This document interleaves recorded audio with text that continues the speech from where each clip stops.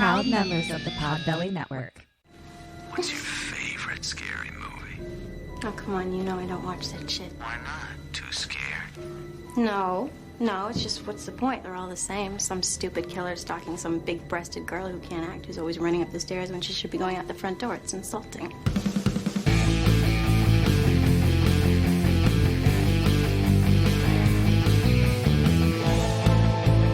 Hello! And welcome To Kim and Kat. Stay Alive. Maybe. We're a horror movie comedy podcast. And we are going to tell you the entirety of a movie, spoilers and all. And I, Ketryn Porter, am going to be the teller of the tale. And I'm Kim Burns, and I'm gonna try to stay alive. Bow, bow, bow, bow, bow. Ooh, I like that. Hey, Gina holes out. Tits my up. bitch.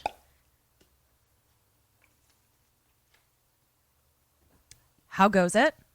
It goes Great. well. That's all we can ask, is that we keep going. Keep on keeping on. Yep, exactly. I am asleep. When we were doing the sound check, we have to do like 20 seconds of room tone. My brain fell asleep. I like woke up in the middle of it going, oh, I can stop doing this now. So any consciousness that you're experiencing from me right now is purely artificial. Thank you for trying Yep. and being with us. Yeah. I'm excited to see what comes out of my semi-dream state. I think those Ooh. are always really fun episodes. I mean, I agree. Sometimes those are the most fun. I feel like there was many, many, many episodes ago where, like, for some reason, you hadn't slept for like 3 days. Yeah, something yeah. It was insane. when I was taking like a class and doing And you were, like- something else too. Like I it was team no sleep for sure. Yeah, team no sleep, and you were just like, I'm hyped up on bee pollen. Is that what it was? No, it was something from Bali. Yeah, That was like crack juice. That I still have some and like never want to take it again. I think it gave me adrenal fatigue. Oh, right. Why did I think it was bee pollen? Who knows? Are you telling me that bees had nothing to do with it and I literally just made that up? I not that I recall, but I was asleep, so Oh, maybe you know better than me. I think maybe I might be the expert on the subject. Ah! Oh, sorry. Hold on. I just kicked my mic away. I'm tangled in so many cords. So many codes, too many codes. It's literally wrapped 3 times around my ankle. How did I do that? What's going on? I don't know. All right. I fell here we asleep go. into the cords. I did. I really did. So what's happening on the home front, Ms. What's Burns? happening? I'm feeling peppy today. I've really gotten back into my mindset game, which was a long time of crying. Yeah. But I'm really feeling the upswing of it these days, which is great. That's fucking great. Had like a good morning of just I worked out and then I just meditated and visualized a lot and it just felt good. I fucking Just love that. felt good. I haven't exercised in a little while. Thank you for reminding me that I should move my body. Oh, yes. I mean, it's been I've been wanting, I started to do a couch to 5K because I hadn't ran for a while since I moved away from the beach. Right. And then the fires began. And so I haven't been able to go outside. So I was feeling real bummed about that earlier this week. And I pulled some cards and really went deep into I was like, I need to work on, I'm just going to take time and do me for hours instead of I was like, well, I got the time. I'm just going to focus on working on myself and working shit out and stuff. Cause it not only can we not go places, now we can't go outside either. Outside was the only thing we could do. Yeah. It's a bananas time, guys. It's a real bananas time. Today is definitely the least smoky it was and the best air index number that it's been in a while. That's what I was just going to ask you, I don't think our forecast currently says smoke on it. For once. I believe. It's still unhealthy for sensitive groups currently, but so Glendale says sunny. Nice. But if you swipe up, it'll tell you let's see, the actual number. Yeah, so and anything over 100 ain't great. Guys, are we a weather podcast now? Is that what we're doing? Am I looking at the weather? 0% chance of rain, 11% humidity, feels like 97, but it is only, 97. Feels like 97 is 97. Thank you. And that's been our weather report from But you missed the actual number, the bottom left. I'm sorry, I'm asleep. Bottom left, air quality, There we go. moderate. And the number is? 93. Oh, 93 is not the worst. We're still over 100 where I am. But like a day or two ago, we were at like 165. What in the fuck? Which is like literal. What the fuck? Yeah. Death air. So beep, boop, boop, boop, boop, boop, boop, boop, boop. I don't know. Basically, I just like don't leave my apartment. So that's a thing. Yeah. But, this too shall pass, as I keep saying to myself over and over again. Yeah. I did sell my car. Finally got the title. Figured the title out. They mailed it to me. Sold little Sammy. And then she's all gone. She's officially no longer mine. She served you well. I remember the day you bought that car. She really did. She was a great gal. She was a wonderful, wonderful lady. We had some great times together. Let's see, what do I have going on? I did change my medication, so thank you for my accountability next week. Yay. That is why I'm not sleeping. Good job. We're proud of you. So we'll see how that goes. And I don't know. I think that's kind of it. Well, that's a big one. That's pretty pretty big. So I am I talk about this or not. Well, we can always cut it. I'm dating some people. I'm blushing. Who? My face is bright red. So I have been talking to a person from like Bumble. I joined Bumble again. I was only doing Hinge, and then I went on Bumble. And I was like, try to mix it up, get some new people. You know what I mean? And the first person I started to talk to was like really fun and funny. We have like great banter, and I really like enjoy talking to him. We have nothing in common. Everything we discuss, we're like, nope, not for me. Or like, I feel the opposite. Every single thing. Interesting. We both dislike melons. That's the only thing we've come That's a to agree jumping off on. point. Kim, I've never met anyone else that doesn't like melons other than you. But his was more like fruit in general because of the texture or something like that. So I think it's a different. And you were like, we weren't well, high-fiving on the reason, fruit. but like, I mean, in the words of Paula Abdul, opposites attract. Thank you.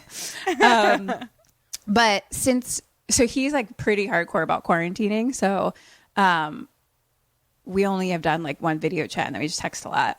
But also there's no let's go to a park situation right now either. So like I was like, okay, well then maybe I'll just virtually date like lots of people. So then I kind of like did go back on the app and swiped right for a lot of people. And so then it gets really overwhelming. Yeah. Yeah.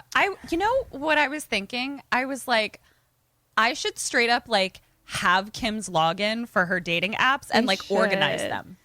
And like I could be like your secretary. Lose your mind if you got into my dating apps. Because the other thing about them is like I turn them off at certain times, but when you turn it back on, like your messages from like I have messages from like years ago. Like I have hundreds and hundreds of like just people that I've matched with from like messages of like whether we replied or not. Sometimes it's just like it wasn't even like a real conversation. You know? Because it feels like a weird time to be dating like in person more than one person. Like I don't really want to be doing that right now. You know what I'm saying? That's actually why I feel like I'm applying for this position that I just made up. Because think about this. I would like my gossip part of my brain would be so like triggered just like reading all your messages. Girl, and what I could do there. is like sort them out. And then I could send a message that's like, congratulations, you've been accepted into the next round of dating. Feel free to message Kim again and you can set up a Zoom date. And then it's like, if you like the Zoom date, then I can be like, congratulations, she would like to continue Zoom dating That sounds you. lovely for me. Yeah. I've got about 10 people to reply to right now. If you want to just jump in, go for it, girl.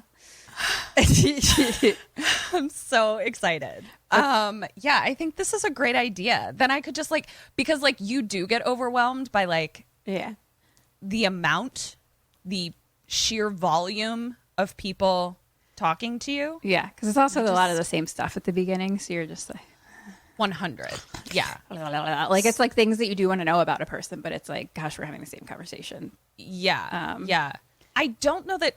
I feel like I've had text conversations with someone on your behalf before. Seems Supervised. likely. I would be shocked if you haven't. It's true. In our lifetime? Yeah. I mean, our friendship time? That would be shocking. It's fucking, wow.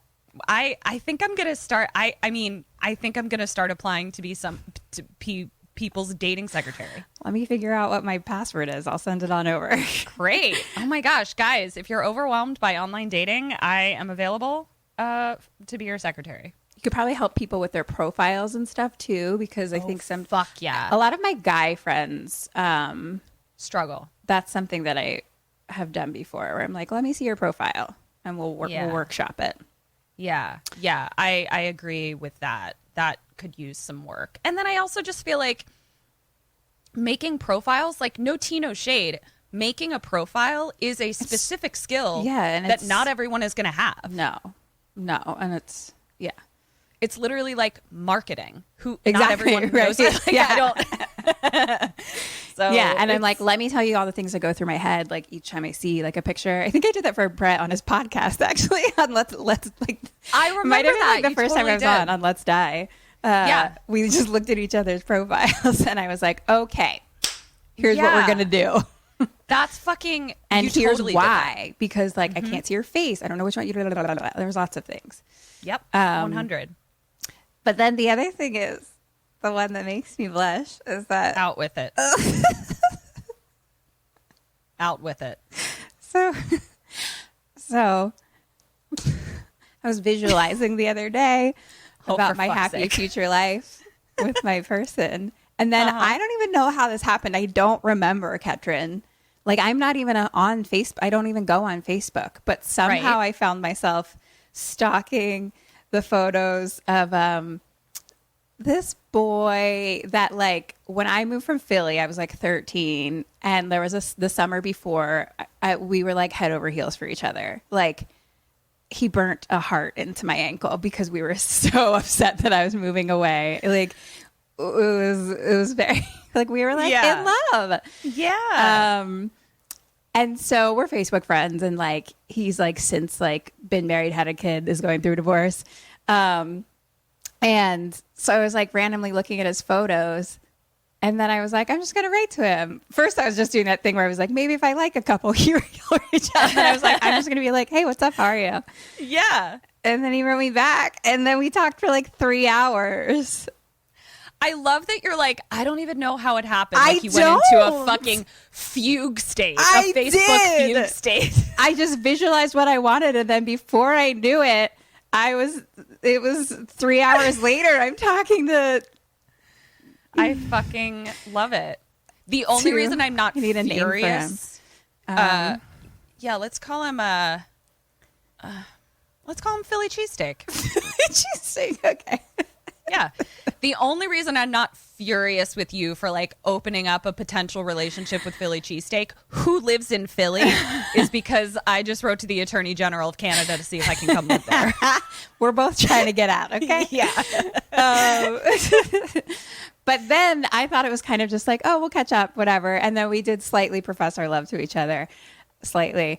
And Slightly. And then we talked for like 2 hours the next night. Jesus Now I fucking don't know Christ. what's happening. Well, does Philly cheesesteak have any reason to not move here? He actually said he wants to move west, but he's like in school for another 2 years for something. I I also know that children tend to be a difficult situation in that arena, but he didn't talk about that for that reason. But too bad they're not cats. I almost Kim spit out almost my spit water. water all over her microphone. But well, that's fun. He's just he just treated me in a way that like no guy ever since has ever actually treated me. Good job, Philly cheesesteak. I'm very happy about that because I think regardless of what happens, you know, you're such a different person than you were when you were 13, obviously, that it's like who even was that person, but to be reminded like, oh no, but there is a part of that. Like, I remember feeling like I deserve to be treated a certain way, and that's important. Yeah. Like I was like, you just like chose me over anyone else and everyone else. And like no one else has really done that as much. Yeah. Even like boyfriends that I've had, you know, like, and he, We can cut whatever you want. he's like, I'd still choose you. But like, this is kind of similar, right? He's like, we don't like, it's like, you're still like who you are. And he's like, obviously like people and experiences like change our perspectives, but like, you're still who you are, like deep down, you know, like. I think that's totally accurate. Wow. Oh gosh, you guys. I'm very excited about this. If for no other reason than like, you know, vision boarding how you should be talked to and how you should be dealt with, I think 100%. is super important. Super important. Yeah. That's wonderful. So that's my update. Do you want to hear about a movie? I would love to. I have no idea what it is. I didn't even look at the voting list. Oh, fun. I wanted to be Okay. surprised. So it is Women Directors in Horror Month. Women Directors Month. Women, yeah, right. Women directors. I knew, all- yeah. all Women directors genres. of all genres. We, however, are a horror movie comedy you podcast. didn't So know. I looked for women who have directed horror movies. We've actually done some of like the top ones, which is great. Yeah. So I kind of did a little bit more of like a deep dive in terms of my selections. Fun. And I was pretty excited about all of them. So I was like happy with whatever choice it was. This one is called Soulmate. Oh, I've never heard of it. So our patrons picked our matrons. So yeah, so this Matreons. was our patron pick for the month. Yes. What so, were the other options? Do you remember? I knew you were going to ask me that. One was Office Killer with Judy Greer, which I definitely want to watch at some point. Prevenge, and I don't remember the other one. And this one. Oh, great. I don't know any of these. Yeah. So Yeah, I'm excited. so- Blank slate. Let's go. Yeah, I now, based on the conversations that we just had in the preamble to me about to tell you this story, it's very funny to me. So this movie is called Soulmate. Oh no. I don't know if that's going to be a good thing or a bad thing. It's going to make for interesting questions for you to decide things. Oh no. It's going to be great. And then also considering it is it was Mental Health Awareness Week last week and I was struggling, this is a bit of a trigger warning for Fantastic. that. So who's the director? Let me read her name because I'm not positive how to pronounce it. So I apologize if I mispronounce it. Give me 1 second. It's a really pretty name that I had never heard before. Axelle Carolyn. Axelle, Axelle Carolyn. Pretty. Isn't that pretty? Yeah. Yeah. And I thought that was like a really cute name. I was like, oh my gosh. And then like a little girl's nickname would be Axe. Ooh, love it. Isn't that cute? I know. That's why I was like, I don't want to get it wrong. Okay. So, Soulmate. We open on a gorgeous bathroom with a ball and claw tub, a gorgeous Ball and mosaic. claw? Yeah. Is that what it's Ball called? and claw. Yeah. Ball and claw tub. Yeah. Ball it's and a ball. claw? Yeah. It's a claw holding a ball. Oh. Yeah. I've never heard Ball that and claw. terminology before. I don't think I made it up. You probably didn't. You know houseware much more than I do. So yeah, I do. And it sounds pretty douchey. So that like that checks it out. All checks, yeah. Fuck it. I'll postmortem ball and claw. I'll see if I made it up. I'd love a ball and claw tub. Right? Yeah. And then there was this really beautiful like mosaic compass on the floor. It was just, nice, just to lovely. die for. I feel like I've heard them called clawfoot tubs. Clawfoot tubs. Honestly, Kim, maybe it's that. It could be that. I'm asleep. Bee pollen. I'm in a fugue state. Okay. Water running. Lovely candles lit. And we see someone putting in these beautiful diamond earrings, dangly diamond earrings, then putting a beautiful diamond necklace on. And we see that the woman looking in the mirror. And then we see that she gets into the bathtub in her LBD that she's wearing, her little black dress that she's wearing. So I was like, we're in a state of crisis. And that's when I wrote gorgeous bathroom floor.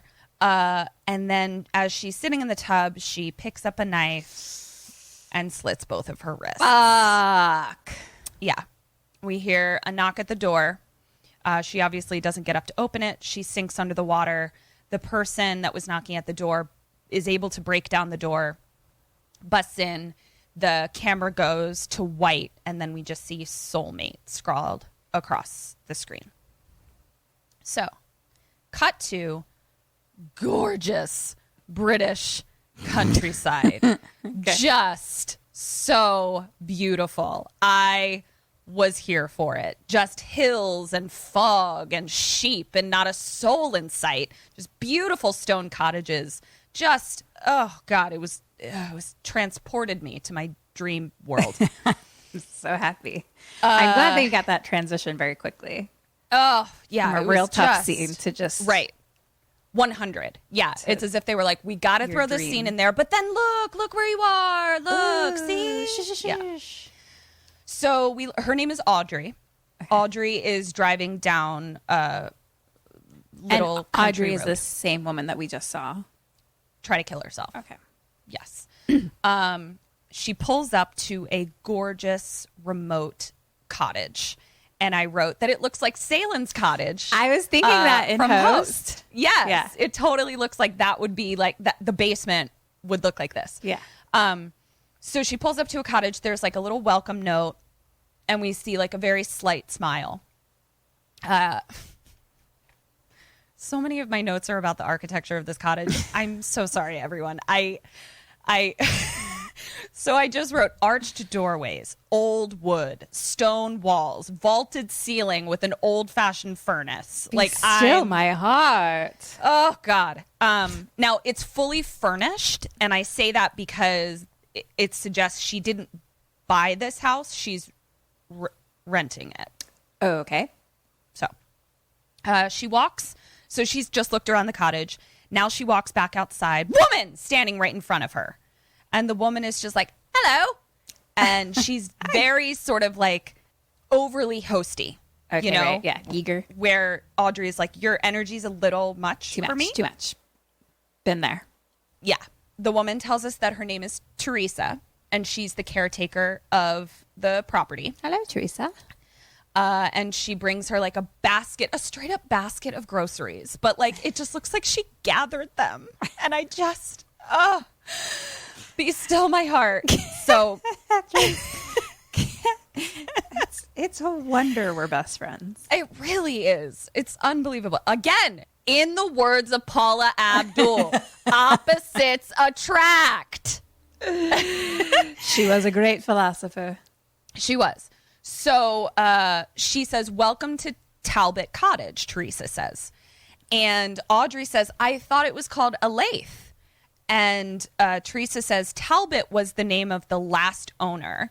And he was so beloved in the village that many of the villagers still call it Talbot Cottage, despite the business like the management company is called Elaith, if that makes sense. Okay, got it.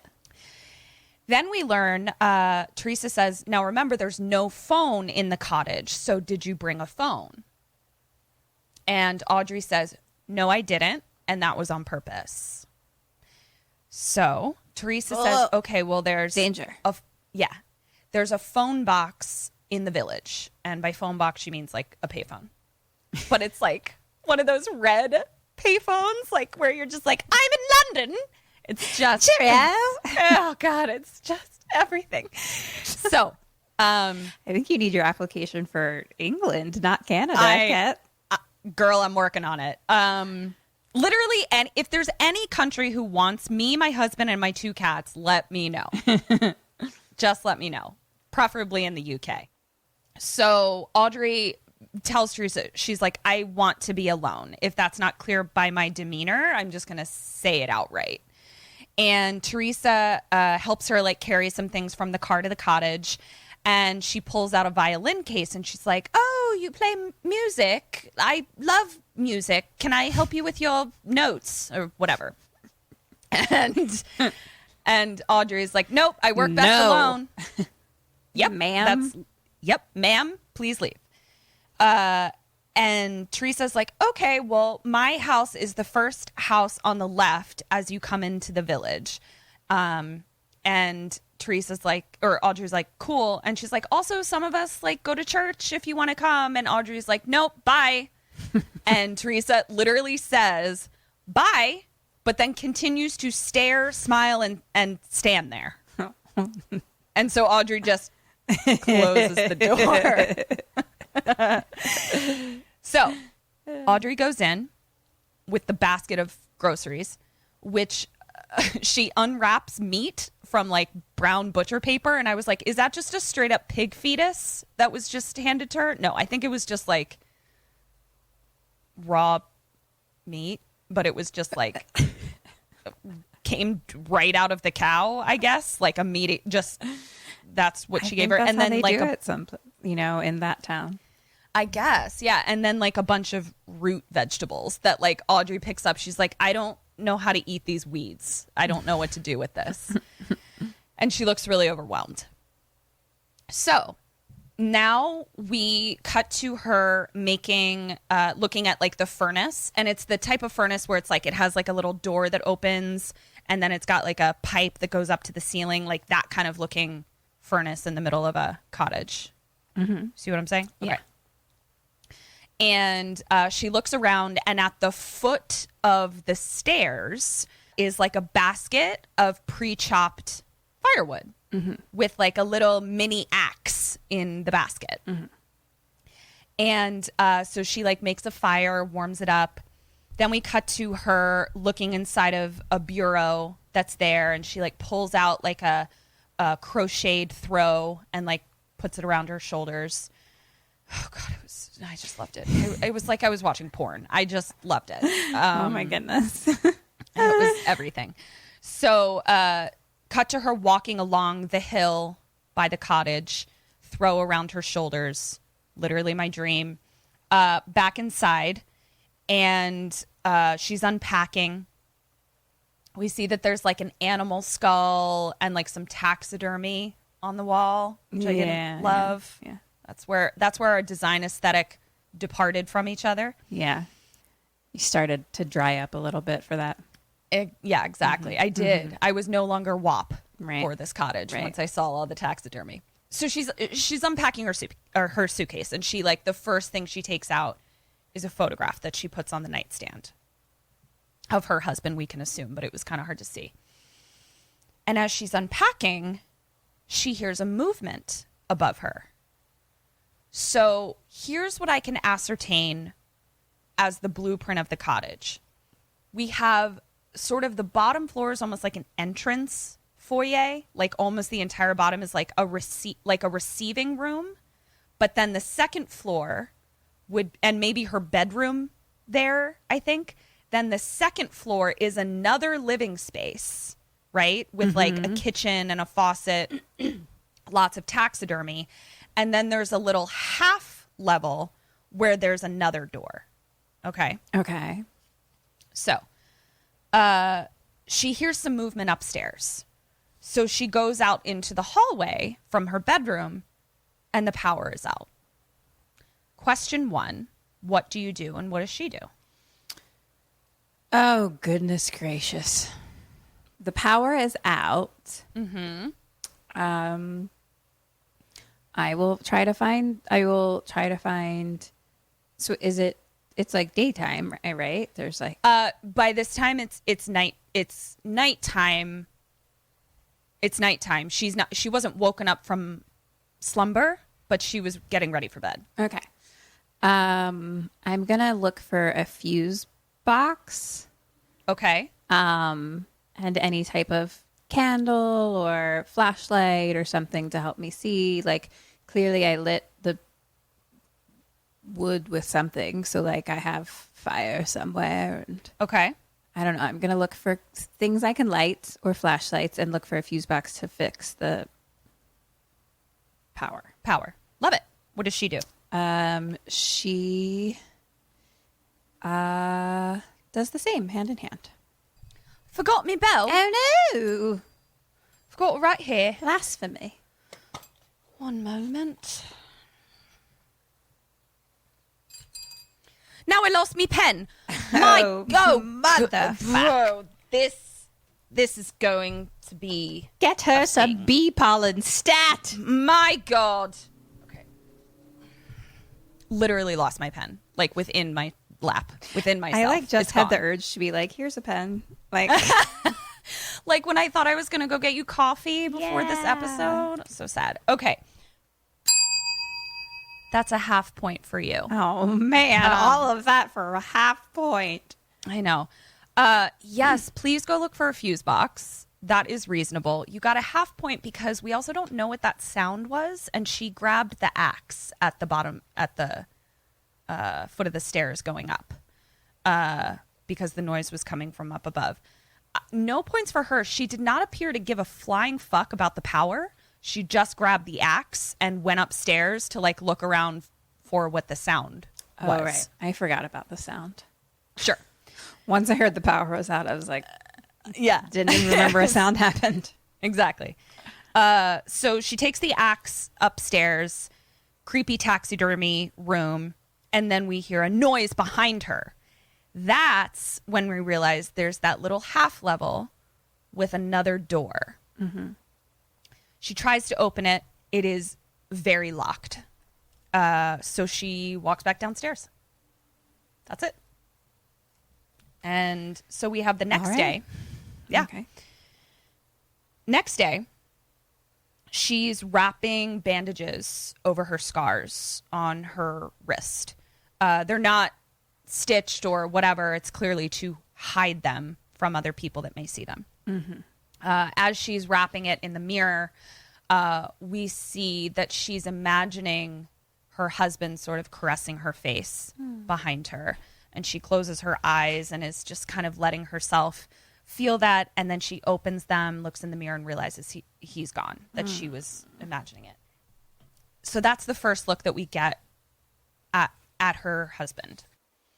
Okay. When she opens her eyes in the mirror, she opens a bottle of pills and takes some pills and is very distraught. Sure. These are clearly fast release pills because she is taking them in direct response to a current emotion. Mm-hmm.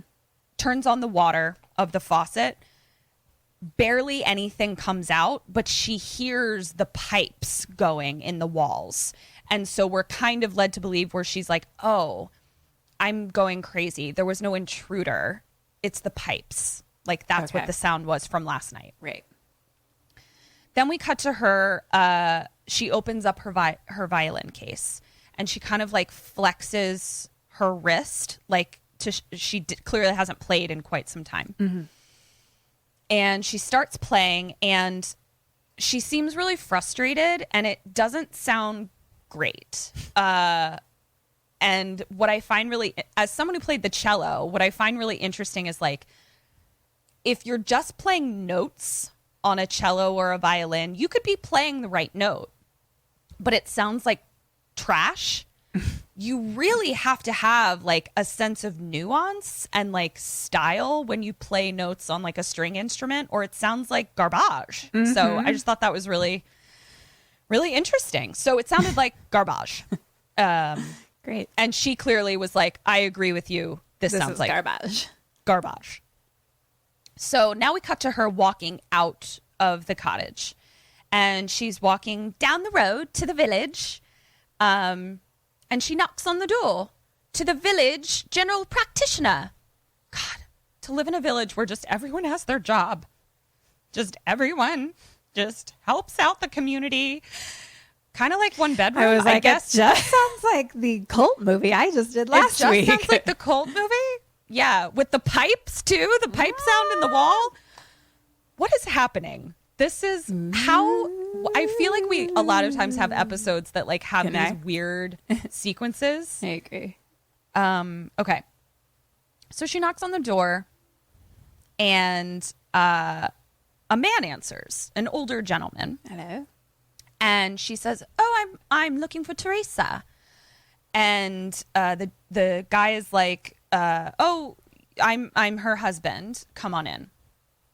So she comes in, and she's like, "Nice to meet you. I'm staying at the Talbot house."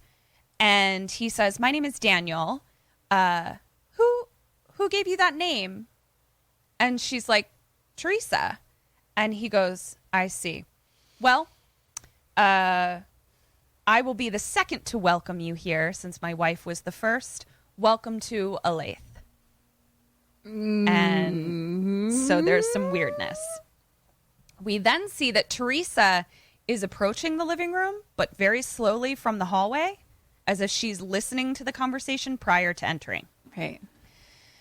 Audrey apologizes once Teresa comes in for being abrupt the day before. And she's like, "But there is actually a door in the cottage that's locked, and I was wondering if I could have the key." And both Daniel and Teresa are like, "Nope, it's just old boxes in there that the previous owner left. No reason to be in there." And Audrey is like, I just heard a noise. So like, I'd just like to, just check it out, see what's going on. And Daniel says, "Oh, it's probably just bats or mice." And Audrey's like, "Bats?" And I was like, "Bats?" Oh my goodness. Ketryn's like, "Befriend them all." I love bats. Bats are very kind animals, actually. They got a really bad rap. Anyway, join me on my bat podcast. I don't have a problem with bats. I take bats over rats any day. Really? Bats over rats? So Audrey is clearly rats over bats because she's like, "Bats." And Teresa's like, "Oh, my husband's just pulling your leg. There's no undesirable creatures in Talbot Cottage." And she kind of like shoots him a look.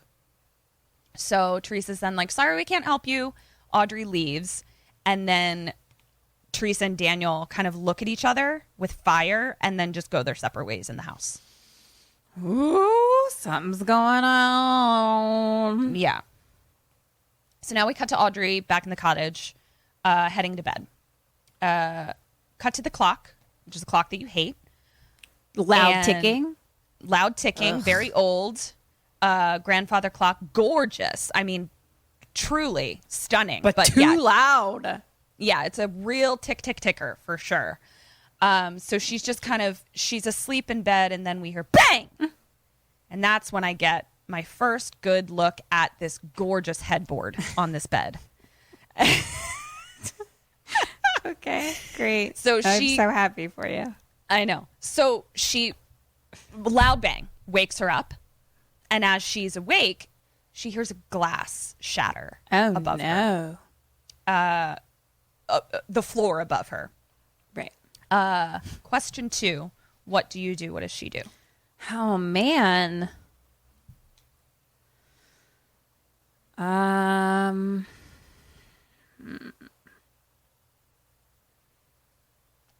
think she's going to take the axe and investigate again. And I'll do the same, hand in hand. Hey. Yeah, I mean, if you have no phone, it's the middle of the night and you hear glass shatter, like, you can't stay in bed. No. I may have taken, like, in order to stay alive and be safe, I may have taken, like, run to the village. But, like, other than that, it's like, go upstairs with a weapon. I mean, what else are you going to do? Yeah.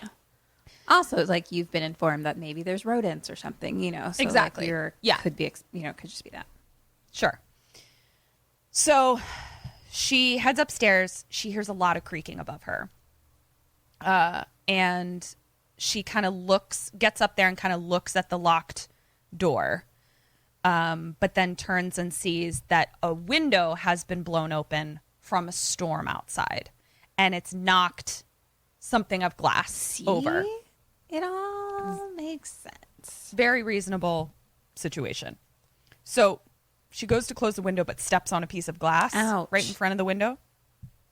She closes it and walks back downstairs, owie, with glass in her foot. Ow. I assume takes it out. We see her take it out. You know what I mean? I'm asleep. Why am I talking to... Like, why did I say that sentence? Like, why did I feel the need? Like, I literally had a moment where I was like, I need to make sure that they know that she already took the glass out. It has nothing to do with the plot. All right. So, cut to her asleep again. And also me. And she's laying in bed and keeps the axe very nearby, but she is asleep, and then we just see a figure of a man standing in the window. No. Yeah. Cut to daytime. She's looking through old pictures of hers, of her and her husband. And behind her is a rocking chair, because this is a horror movie, and it's terrifying. The scariest chair of all the chairs. So she's looking at these pictures and she's, you know, tearing up and clearly very emotional. And then she turns her head, bloody husband next to her. Ah! And she jumps and she spills her tea all over the pictures and then starts like frantically trying to clean up the pictures. Yeah. And then obviously husband is gone. She imagined it. Oh, man. I know. It's tough. So now we cut to her with her violin again, and she's like taking notes on music paper, but is still really frustrated. Like, just isn't loving what she's writing. Her violin still sounds like garbage. It's, you know, she's having a tough time. She's struggling a bit. Mm-hmm. So now we cut to her walking outside in a shawl, gray British weather, just a little bit of nip in the air. The dream. And then she looks back at the house and she sees a light go on in the upstairs window. Fuck.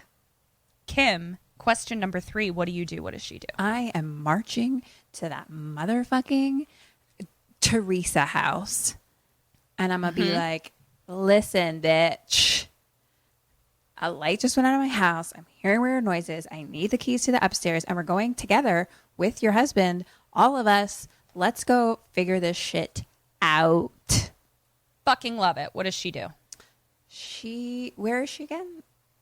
She's like right outside, like at the end of the driveway, to walk to the village, but like had just turned around to look at the house. I think that she goes back in to look. Second double ding in a row, bitch. Ooh, fire. Yeah. I just remembered that I promised you multiple choice, but you're doing so well that I don't feel that bad anymore. Fantastic. I already forgot that was a thing anyway, so. Yeah. Oh my God. Do you know what I fucking forgot to write down? What? Dead or Alive. Do Dead or Alives? This is the second time I've forgotten to. What is with me in Dead or Alives right now? That's fucking weird. Okay, well, no Dead or Alives this week. So sorry, Sammies. I'm asleep. So better for me. Yeah. So she runs back inside and she's like yelling. Like she's like, who's in there? Like she's pissed. And she like runs right up to the locked door. And she's just like, who the fuck is in there? Like, I am not playing, sir. But she still can't open the door. She can't get in, and the sound stops. So now we cut to nighttime storm, and she's just reading in bed. She turns the light out. And we see her like turn to the empty side of her bed. Oh, man. Clearly feeling the absence. Yeah. So she turns over and then she hears a rattling sound above. This is where I really always appreciate the closed captioning because or the subtitles, because it's like thumping, creaking, but sometimes Same. You don't hear anything. You don't hear anything. Yeah. Like unless you're in like surround sound theater, there's certain sounds you just don't hear. So it's like, I was like, oh great, thank you. And then it was like scraping. I was like, great, I'm just writing all these down. And the scraping above her appears to be coming, like moving, like across the floor. Jesus. So she jumps out of bed and she locks her door, being like, stay out, scraping. And Mr. Scrape. Yeah, Mr. Scrape, not welcome in here, sir. And so then she just sits in bed, like holding the axe in front of her. Time passes, and we see that she's fallen asleep with the axe in her hand in bed. Next day, walking to the village phone box. So she gets on the horn, and she I've never said that in my life. I've never heard you say that. It's a saying. It just is. never come out of your mouth before. And it's for grandmas. Yeah, true. It's for grandmas in the British countryside. Dads. And dads. Yeah.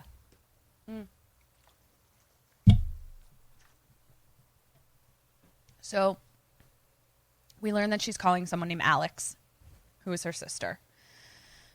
And Alex is like, holy fucking shit. Like, hi. Like, where the fuck are you? Like, we were so worried. We've been calling your phone.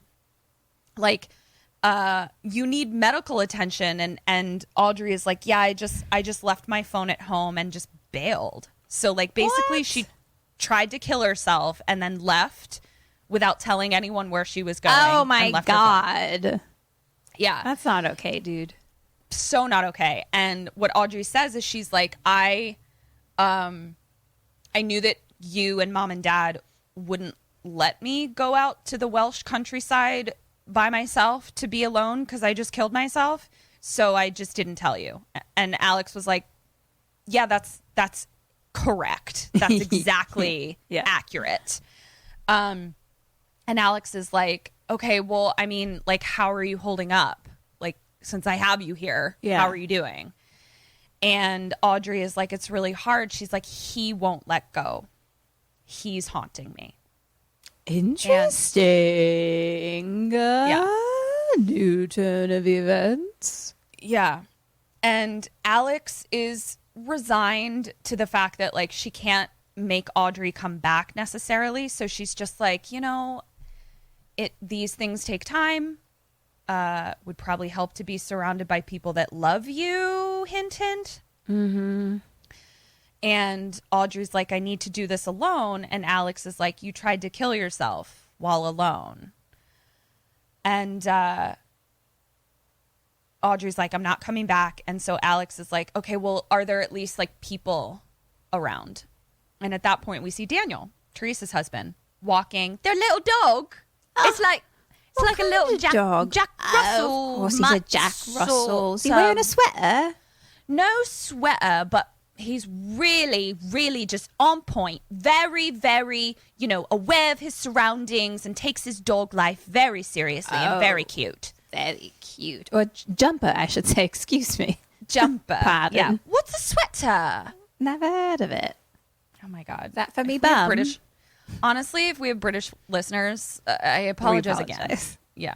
We've had to apologize for that specific one a lot. Yeah, we do. So we're just such Anglophiles. We just love your sound. The sound that comes out of your mouth. It's all out of love. It's complete love. It really is. So she hangs up with Alex and she goes to talk to Daniel. We learn that the dog's name is Anubis, which is from Greek mythology, but I couldn't remember how. So I'm going to look that up as well because I fucking love Greek mythology. And she asks if Teresa's home. And Daniel is like, she's in town shopping. And Daniel's like, can I help you? And she says, I'm sorry to bother you. And I didn't want to call the cops or police. And as soon as she says that, Daniel's like, why would you call the police? And she's like, I mean, I'm still hearing things. And I think I have an intruder that is either hiding from me during the day or breaking in at night. And he's like, it's an old cottage. Like, it makes noises. And she's like, I thought of that, and it's not those kind of sounds. So she finally is like, I know where they're coming from. They're coming from the locked room. Just give me the fucking keys, bro. Right. And so Daniel is like, that room's been locked for years. And he's like, fine, I'll get the fucking key. So he goes in and gets the key.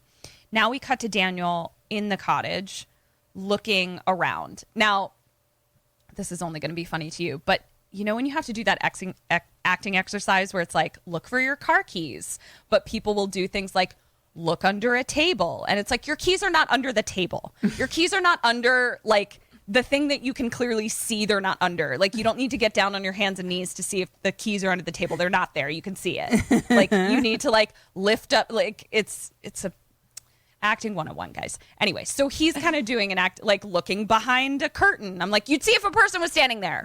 You'd see feet at the bottom. He's a great actor. He just, struggled with this scene. I'm such a nerd. So he's like, I don't see anything behind this curtain or under this table. And he then looks at the locked door and kind of like rolls his eyes and is like, all right. So he unlocks the door and he's like, see, it's just old things that the owner left. But it's not like an empty room with boxes in it. Mm-hmm. It's like a fully furnished room that has just collected dust for decades and decades. That's uncomfortable. Nope, right? Nope. That's where ghosts live. That is where, it looks like a ghost house for sure. And Daniel tells us Teresa claims that it was in the last owner's will to just leave this room untouched. And he sort of has an aside. I wonder why. Right? Because he sort of like has an pin in that. I have a fun ghost story that I don't know if I've told. Fun ghost stories. Let me finish this little section and then I'll go on a tangent for a moment. As he says, like, the last owner put this in his will, we see Daniel kind of have an aside where he's like, I should have burned these things years ago. Oh, and, okay. Yeah. So she's now like finding old pictures and things, and she picks up an old picture of a guy, whatever. And Daniel says, I would have been surprised if I found someone like an intruder in here because this is a really safe area. Like, people don't even lock their doors here. And he says, I'm sure it'll just take time. It'll turn out to be nothing at all. I guess he's just referring. It's like getting used to the old cottage kind of thing or something. Yeah, I guess that's what it was. I'm not quite sure. So my aside, which I'm pretty sure I've told Kim, but I'll tell my Sammies, and I apologize if I've already told her Sammies, but the place where Eric and I got married is called the Cloisters, and it's in Baltimore. And it was built in the 1920s by a very, very wealthy couple. And the family lived there for years and years and years until the last owner of the family sold it to the city of Baltimore to be named an historic site for events and things like that. So obviously there's rules, like it's a 1920s kitchen. So you have to like apply to be a caterer that would like be able to use a 1920s kitchen, all that kind of stuff. It's beautiful, beautiful facility. But they have one thing in the will or contract that is non-negotiable. Yeah, that is non-negotiable. And it says no human being can be on the property past midnight for any reason at any time. What? Yeah. I didn't remember that. Oh my God, creepy. Why? What's happening after midnight? Yeah. So when we had our wedding there, it was like you can either leave at 9:30 or 10:30, but 10:30 like everyone has to be like on the bus leaving because they need like at least an hour and a half to like, clean up. Yeah. Because they're literally not allowed to be a human being on the premises. So they say that that's when the previous owner takes a stroll around their property. Isn't that cool? I was like, ooh. I mean, that's a great job by that owner. Right? He's like, I lived here my whole life and my whole death. Yep. And it's like, I'm going to, keep and myself. I don't want anyone to bother me. I know. I fucking love it. And I would take a stroll around that place. It's fucking gorgeous. So, all right. So now we cut to nighttime again. It's raining and playing the violin, still dissatisfied. And she hears a slight sound from behind the locked door. Thank goodness. She puts down the violin and walks towards it. She's fucking had it, Kim. I've had it too. I feel the same way. You two have had it together. She just says, "Enough now. Show yourself." Thank you. She slowly turns around and she sees something and sort of like closes her eyes and says, "Go away." Opens her eyes. Nothing is there. But she calls, "Tristan?" Nothing. And then just cries. Oh, gosh. So, next day, she's taking pills, and then she stops and looks at the bottle. Kim, what do you do, and what does she do? She's taking pills, and then she stops and looks at the bottle. Like, kind of like, wait a minute. It was kind of a, wait a minute face. Wait a minute. I could give these pills to the ghost. Giving pills to ghost. Ding, ding, ding. You solved the movie.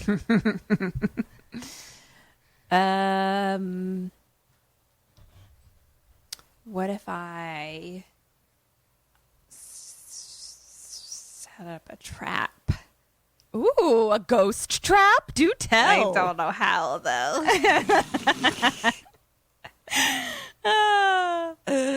This in a writer's room we call the jumping off point. What if we set off a ghost trap? Don't know what it is. Let's brainstorm. Let's check it out. Okay. It's the next day. I'm taking pills. Wait a minute. Mm-hmm. What if maybe she spits them back up? Because she's like, what if I figure this out without these? That's what she does. Okay. And I, what kind of ghost trap can I set? How do I set ghost traps? Hard to tell because is it a ghost or is it my dead husband? Which is he a ghost or is that in my brain? God damn it. Yep. She's got a real ghost predicament. I think I'm still I'm gonna go home. You know what? I've had it. I don't want to be haunted anymore. No matter who or what it is. I'm gonna go home and be with my people who love me. Point for you, madam. Great work. Thank you. What she does, she goes to Teresa's husband. Remember, he's the general practitioner for the village. Oh, yeah. And says, Doctor. What are the side effects for these pills that I was given? Oh. And so basically she walks into the village and she finds Daniel sitting by a creek with Anubis. And they greet each other. He says, like, how's your nightly visitor? And she doesn't say anything because she can tell he's, like, kind of being joking little, and, like, yeah, a little. Yeah. And she asks him about her antidepressants. She said, I was given these antidepressants when my husband killed himself, and I want to know what the side effects are. She said when Daniel, my husband killed himself? When my husband died. Sorry. She tried to kill herself. Sorry. After I tried to kill myself when my husband died is what I meant to say. Okay. So he looks at them and he's like, those are a very strong medication. Don't take them for too long. And she's like, do they cause hallucination, paranoia, anything like that? And he's like, insomnia and anxiety, but like I've never heard of hallucinations. And he says, how long have you been taking them? She says, a couple months. And he says, if you weren't having side effects at the beginning, then you should be okay. And then he turns and he's like, unless you are having hallucinations. Kim, question 5, what do you do? What does she say? I think that she's like, no, I'm fine. Whatever made you think that? And I think that maybe I'll try confiding in him. I don't see a reason to not confide in him. I think that's fine. Because again, yes, like you shouldn't be alone when you're having suicidal thoughts. So confiding in someone, talking to someone, yes, great idea. She does exactly what you said. She just goes, nope. And he says, okay, well, I mean, don't take them for too long because they are really strong. So cut to her sitting on the couch with the axe in her hand, staring at the armchair in front of her. Great. Yep. She looks at the clock and screams. I'm just kidding. She looks at the clock. Feel you, girl. I mean, same. And she yawns. And she's just like kind of trying to like keep watch. And then man in a chair sitting in front of her. He's clearly dead. And he's just sitting there staring at her. And she's holding the axe and she says, what do you want? And he says, you can see me? And she says, are you a ghost? And he looks at the axe and says, you can drop that now. You can't touch me anyway. And she says, you can't be real. And so she closes her eyes and then opens them. And he's still fucking there. So she asks if he's going to hurt her. And he just kind of like laughs, like just like almost like he's incredulous. Like he's like, I can't believe I'm talking to a person right now. Right. And he's like, until now, I was able to go completely unnoticed. But now I can move things sometimes and I can make noise. And you're the only one that has ever heard me move about or can see me. Do I have a new ghost best friend? Or ghost boyfriend?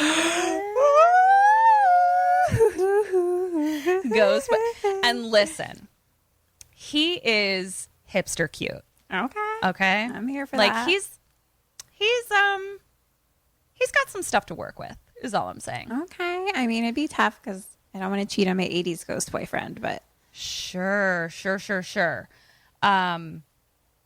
So. Is he British? Yeah. I mean, he's British. It's going to be tough. Might have to take a break with old 80s BF. That's what I'm saying. Yeah. Because 80s boyfriend, no British accent. This guy, hipster and a British accent. Oof. Kryptonite. Yeah. Right. So he asked her, he's like, why is that? Like, why can you see me? And she's like, I don't fucking know, motherfucker. But then a light bulb kind of goes off and she says, are there other ghosts? Thinking about her husband. Right. And he doesn't answer. And she says, I mean, you don't have to talk about it if you don't want to. And he just says, you're my guest. So I guess we should get used to each other. And he's like, so you don't have to walk around with an axe in your hand. And she puts the axe down. Cut to her waking up on the couch, right where we left her. She opens her eyes, looks at the chair. No ghost. So we cut to her walking through an old British cemetery. My dream. Truly. It was gorgeous. There were crows cawing, and it was my goodness, heaven. But she's clearly looking for something and like not coming to it, but we don't know what. So now she's walking by the same creek where she saw Daniel, and he's sitting on the bench again with Anubis.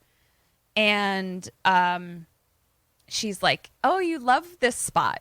And he says, it does us good to get out from under Teresa's feet. Oof. And I'm like, this motherfucker is not hiding his shade one bit about his wife. And he's like, I feel like I can think. So he asks if she's all right because she looks kind of frazzled. And she starts crying. And she says, I'm just so tired. And she tells him that she's taking the meds. I guess this is when she says she's taking the meds because of my husband's death. So she doesn't say I tried to kill myself, but she says my husband died and I've been taking them since then. She says I've tried to move on, but my family and my friends don't get it.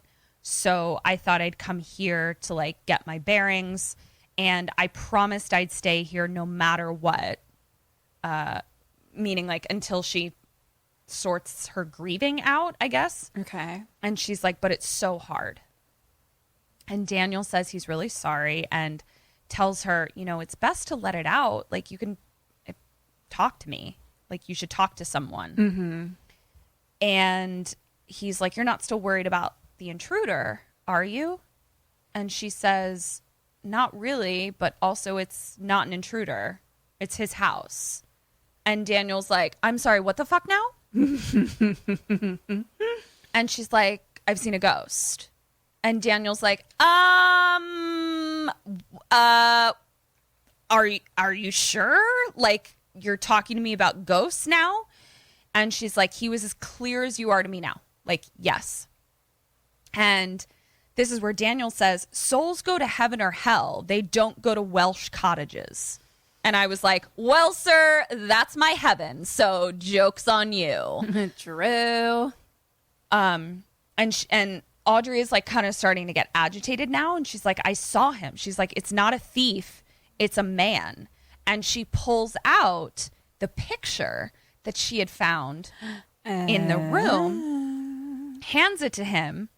And she's like, this is him. Daniel then gets real stern. And he says, some people in this village took Douglas Talbot's death very hard, and nobody would appreciate you reopening that wound. And she's like, I fucking saw him. She's like, he's in the house. And Daniel says, I don't think you should stay in that house anymore. Oh, wow. Question 6. What do you do and what does she do? I think she's like, bitch, I do what I want. And she stays. Okay. And I'm going to be like, you know what? I could go. I probably don't need to deal with this. Yeah. I'm probably There's gonna probably be other like, Welsh cottages. right. You know what? You're right. Goodbye. Going home. You are double dinging out the butthole today. Really nice Self-high five. job. Yeah. So, she's like, I'm absolutely not leaving. She's like, I have actual evidence of life after death. Like, I'm not leaving. Oh, And right. Daniel's like, this is not the way to find comfort. He says, I know you're grieving, but this is not your place. Go home. And she gets up and walks away. Then she turns and says, where is Douglas Talbot's grave? It's not in the graveyard, in the cemetery. And Daniel says, he's not buried there because he killed himself. And the church said that he wasn't allowed to be buried on church grounds because his soul was condemned to hell because he shot himself in the mouth with his father's revolver. Late father's revolver. Well, me and my new boyfriend have that in common, at least. Right. There you go. So then Teresa Oh, then Daniel says, Teresa really liked him, and I don't want the ghost of that relationship coming to ruin our lives again. He says, we've suffered enough. Audrey leaves. So now we cut to her in taxidermy corner upstairs with tea. And she looks out the window as she's like making it, and she sees Teresa just standing at the motherfucking end of the driveway, staring up at the fucking house. Oh, no. Like a goddamn creep. And so Audrey like runs downstairs and out to meet her and calls to her. And Teresa just looks at her, turns around, and walks away without saying anything. Oh, no. Yeah. So Audrey's just like, creep? What's happening? So now we cut to Audrey reading at night. She goes to the bathroom, washes her face, lights off, walks out. Douglas! And she like drops the glass. And she's like, you made me drop my glass. That's exactly what she says. She's like, I think we need to set some rules. She's like, some ghost rules. She's like, if I'm walking around, like, just go sit in the chair in the living room so like I know where to find you, kind of thing. Like, don't just jump out in front of me. And he's like, it's my house. And she's like, dude, you're a ghost. Like, we got to figure something out. Dude. So he apologizes for the glass. And she like puts her hand through him, and she's kind of like, cool. Neat. Like she was just like, that's neat. And she asked him, she's like, can you see other ghosts? And he says, no. She says, can you leave? And he says, no.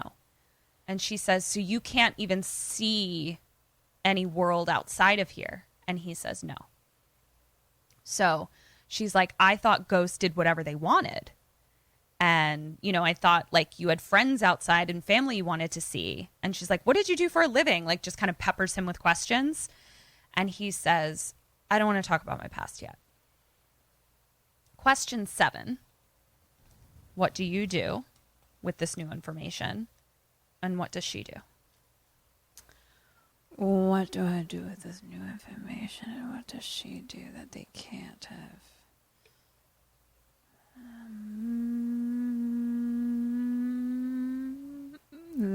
And the information is that he is clearly prickly about his past. Uh-oh. I just made the weirdest face, and I looked like one of those blobfish. You look like the guy from SpongeBob SquarePants. Squidward? Yeah. Can you do that? Look, it's like a perfect down. I can't. Oh, that's weird. You can't. Yours just goes straight across ear to ear. That's so weird. Because my mouth in general is upturned. That's why. Yeah. Like and my normal mouth in general is downturned. Yeah. Once again, indicative of who we are. Nightgowns and bikinis. Oh, shit. Okay. Prickly past. Prickly past. I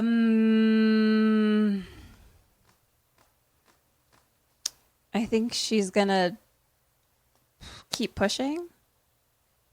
I really don't think that, but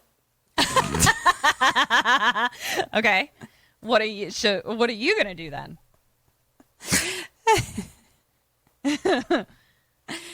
I'm gonna let it go and maybe try to do some research in town. Find out on my own. Do some research in town. I think that's very smart. The in-town part, we'll learn more later. She does not keep pushing. She lets it go with him. But then we see her picking the lock on the door of the secret room. Oh, yeah. And cut to her looking through all the stuff in the room. And there's like old letters and all this stuff, and it's very dusty. And she pulls out one letter, and it says, Douglas, I thought it was clear that I never want to hear from you again. You've caused my family enough pain and embarrassment. I'm returning your letters, Nell. And then we see that that letter was like tied to a bunch of other letters. She opens one of those, and it's a letter from Doug to Nell. And it says, Nell, I don't know what you've heard or been told, but they are lies, and my heart only belongs to you. But I've respected your wishes and called off the ceremony. But it's not too late. Please talk to me. Audrey then picks up a photo of like a blonde lady that was like on his desk. And then she opens a box, and there's a cake topper in it of two little people, a bottle of pills, and a revolver. She then hears a knock at the door downstairs. She goes downstairs. It's Daniel. Hello, Daniel. He seems really sorry. And he's like, I just wanted to check in. And she invites him and Anubis in. And he says, still hearing disturbances? And she crosses her arms and says, oh, is that what we're calling ghosts now? And Daniel's like, okay, this bitch. Now Anubis is on the ground, and he's staring at the locked door. And he knows what's whimpering. up. Yeah. He knows what's up. Uh-huh. Yeah. That's right. And she's like, how dare you question my judgment? And she's like, I've been having conversations with a ghost. And Daniel's like, you've been talking to the ghost? And she's like, I think you should leave. And she's like, this is my house. Oh, no, he says, I think you should leave. And then she says, I live here. I think you should leave. And so Daniel and Anubis leave. Cut to her sitting upstairs in the living room. And Audrey then calls Douglas. But she calls, Mr. Talbot? Mr. Talbot? Douglas? And she goes into the room. And he's just standing at the window, looking out. And he won't look at her. And he's like, what do you want to talk to me for? Or she's like, do you want to come talk to me? And he says, what for? I'm dead. And then he turns to her, and she's like trying to plead with him. And he's like, how dare you snoop around here and touch my prized possessions? And then he gets real aggro, like abusive boyfriend aggro. And the fucking like electricity flickers, and like it starts earthquaking. Oh no. Okay. So she's really freaked out. She's like, I'm sorry. And she leaves the room. He goes and sits in the armchair and like kind of calms down. And then she joins him, like sits down just very quietly, and he apologizes.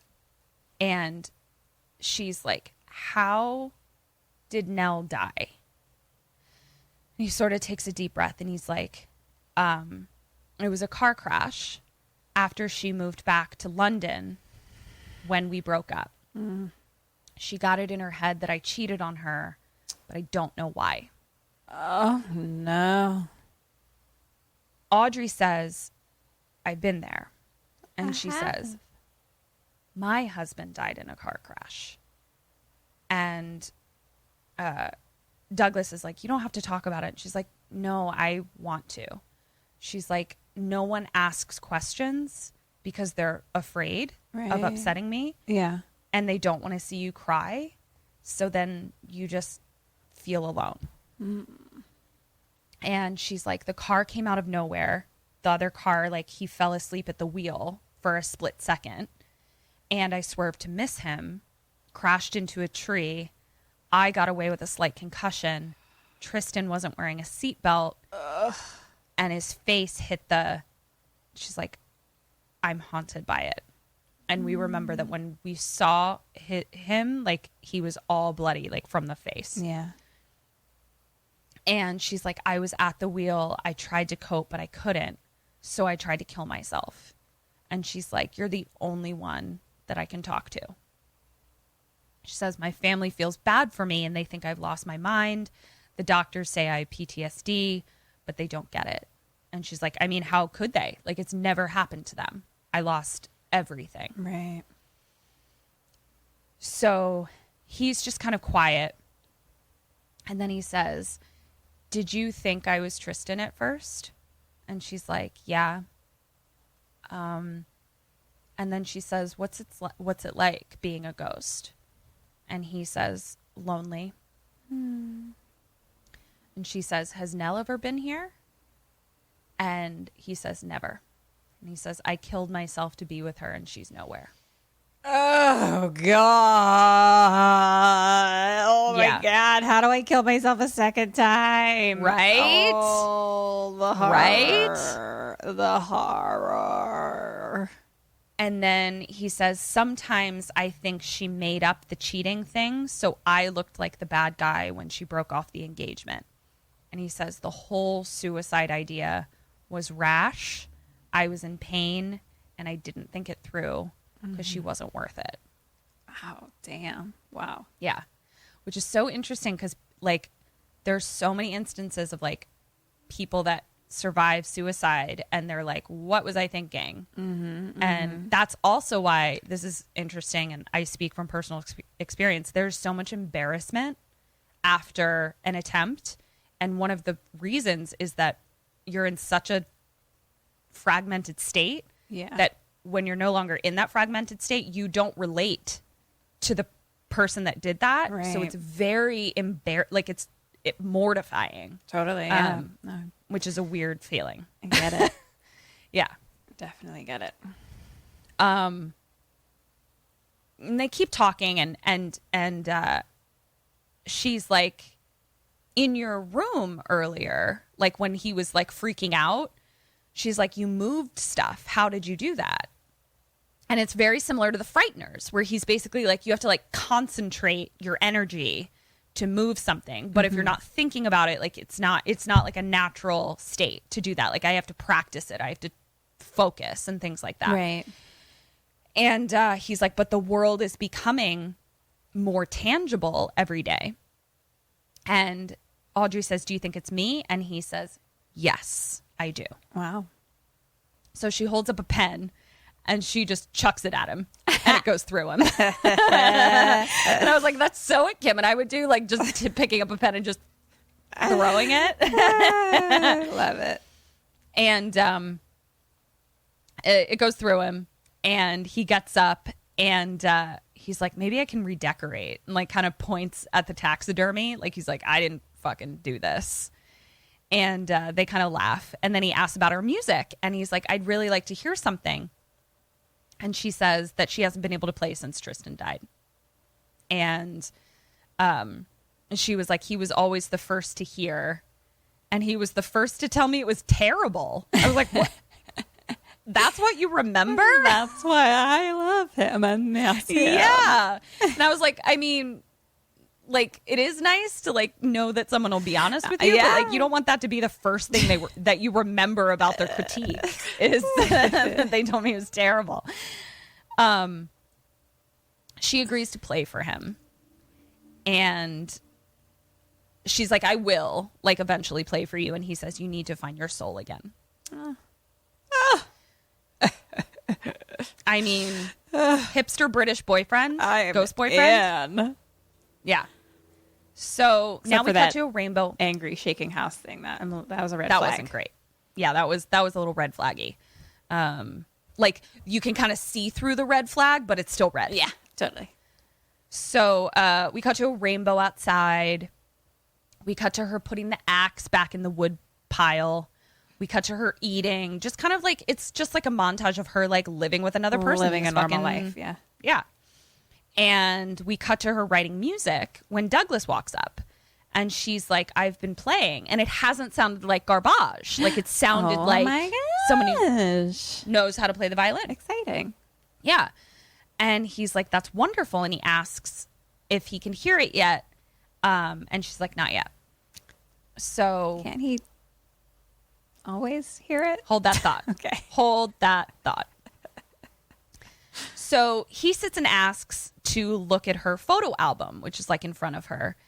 And he's sort of able to like not open it, but like flip a page, more like make it blow kind of with his hand.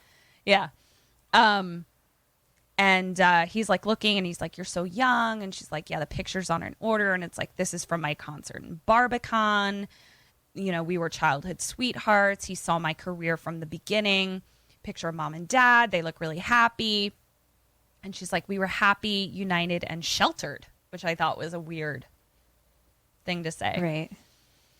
And then she goes to turn the page and she's like, and like pulls her hand back. She's like, I felt you.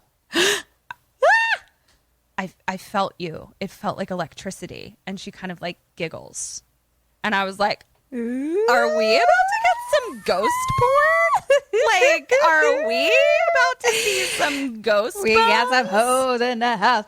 Some hoes in the house. Hey. That was good. All right.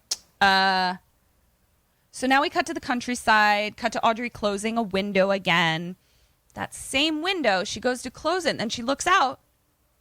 Fucking Teresa standing at the end of the fucking driveway again. What are you doing, you fucking creep? So question 8, what does she do and what do you do? Audrey, not Teresa. I think I'm going to ask, what's my boyfriend's name? Douglas, what her deal is. And I think she's gonna fucking march right out and be like, ma'am, WTF. I give you 2 points. Curious about asking. I think asking Douglas would give you some information for sure. I don't know if it would give you all of it, but we're accumulating information, and for that you get a point. Okay. This time she does run outside and she's like, bitch, what is up? Why are you staring at my house? And she runs after her and she's like, what are you looking for? And Teresa says, I'm looking for Douglas. So now we cut to, yes? Were you gonna? I was just shock face. Shock face. Because I'm like, does she know? Or is she just searching? Or does she, right? Like, ooh, so many questions. What's her fucking deal? So now we cut to Audrey and Teresa walking. Does she got a whop for Douglas too? Who, what I want to know is who has a whop for Douglas? We need to suss this out. So cut to Audrey and Teresa walking together, just strolling. And she's like, Teresa says, Daniel isn't as open-minded as me. And Teresa asks, is Douglas there now?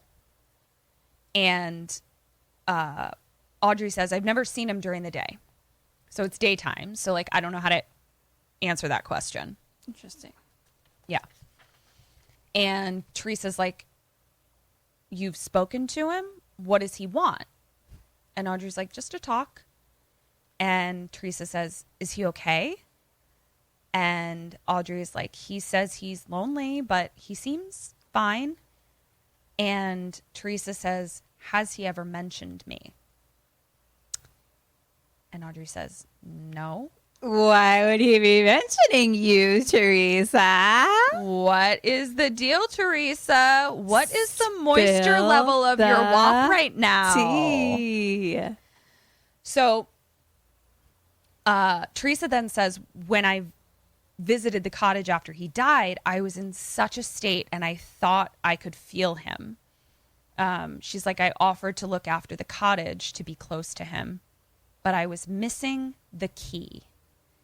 And she talks about how strong emotions create a ghost. Like basically if someone dies in a very heightened state of emotion, the energy lingers in that place. Makes sense. She's like, I think the reason you can see him because you have a similar energy to him. They're like on the same frequency. That's exactly what she says. She's like, it's 2 prongs of a tuning fork. Yeah. So she's like, your energies are feeding off of each other. And Audrey says, how do you know all of this? And Teresa says, when you love someone, you never want to let them go. So I think we can pretty much, it's whoppy down there for sure. It's whoppalicious. Oh my so goodness. Teresa's then like, okay, so great. Thank you. You brought him back. Nice work. I'll take it from here. Teresa says that? Yeah. She's like, bitch, I live there. Yeah. So question 9, what do you do and what does she do? Audrey. I think we're both like, bitch, I live there.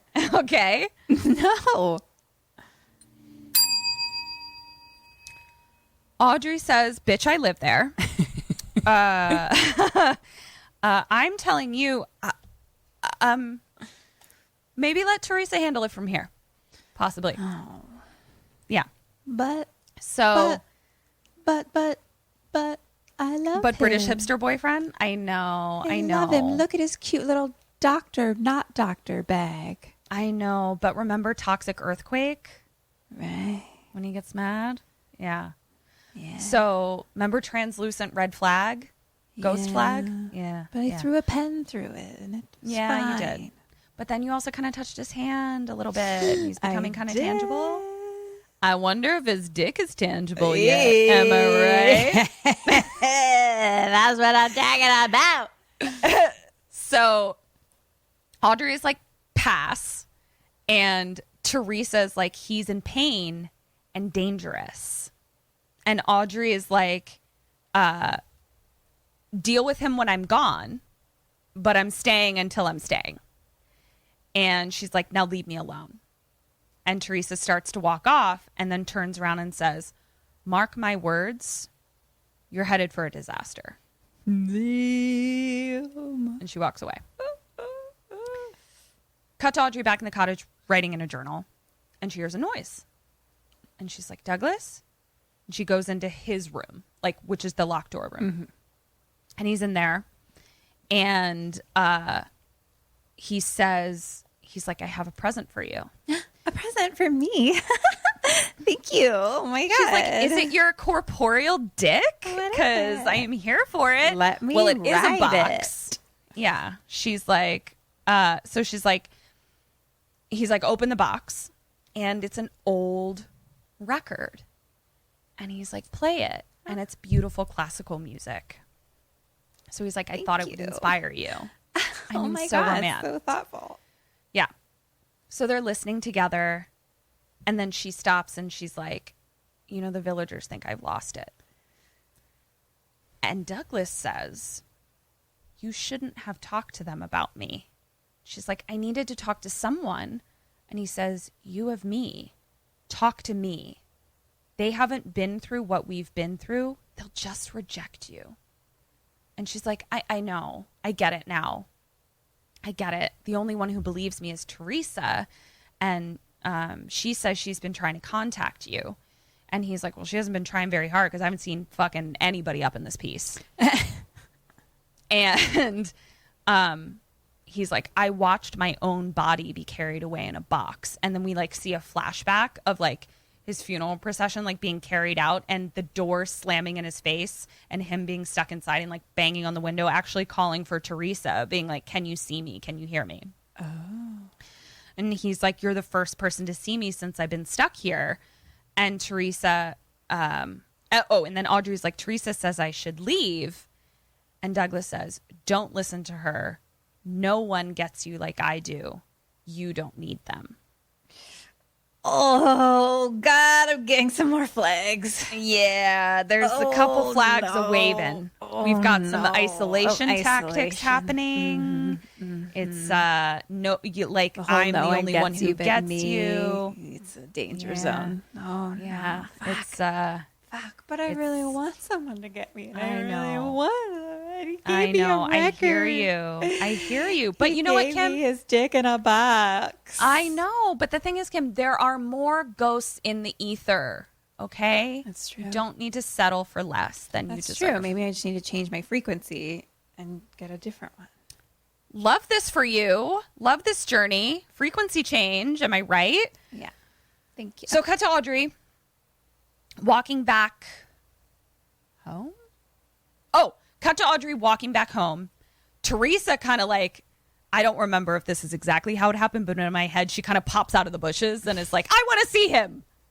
I don't think that's actually how it happened, but you get the gist. Yes, I do. That's what her energy said to me.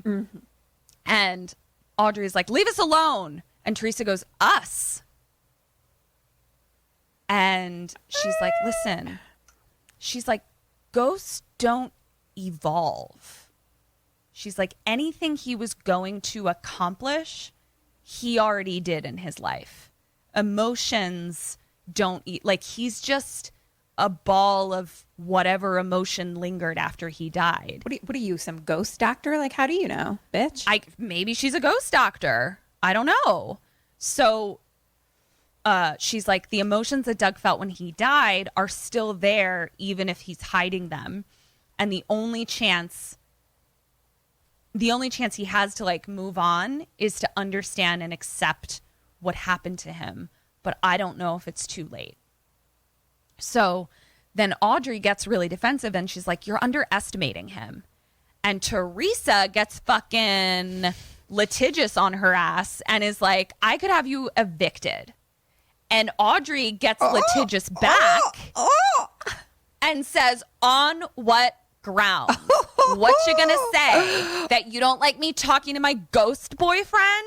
Fucking try it, bitch. Shots fired. Oh, right? So then Teresa grabs Audrey's wrists and she's like, your judgment can't be trusted. Audrey pulls away and she's like, stay away from us, and goes back into the cottage. God, I have so many feelings. I know. So cut to her. Who? Cut to who? Cut to Audrey. Cut to Audrey listening to music that he gave her. And she starts playing the violin and it doesn't sound like garbage at all. Yay. Then we cut to her playing chess with Douglas and he gets frustrated because like he can't move the piece. So she like moves it for him. I got you, baby. Right? I got you. Cut to her by a wooden cross under a tree, leaving flowers. So like she found his grave site. Cut to playing violin and him watching. Cut to her throwing her pills in the trash and unwrapping her wrists. Cut to her getting gussied up. Yes. We're about to go to Bone We got some hoes in this house. We got some hoes in this house. Got some hoes in this house. So, cut to Teresa. Okay, so Audrey's getting gussied up. Now we cut to Teresa, and Teresa's like frantically packing her purse up, and Daniel, and like putting a coat on, and Daniel comes in and he's like, where are you going? And she's like, where I go every night, I'm going to play cards with Chloe. And Daniel's like, I talked to Chloe. She hasn't seen you for 2 weeks. Scandal. And Daniel's like, I know where the fuck you're going. And Teresa says, they need my help. That girl is in trouble. And Daniel like gets in her face and is like, there is no ghost of Douglas Talbot. And she looks at him and she's like, you can't see past your jealousy to what's really there. And he says, oh, don't think I'm not reminded every fucking day that you settled for me when you couldn't have Douglas. Oof. Yeah. And he says, if you're not back by midnight, I'm calling the police. And Teresa leaves. And she's just like, do whatever the fuck you want. But with like cute British accents, you know. Of course, obviously.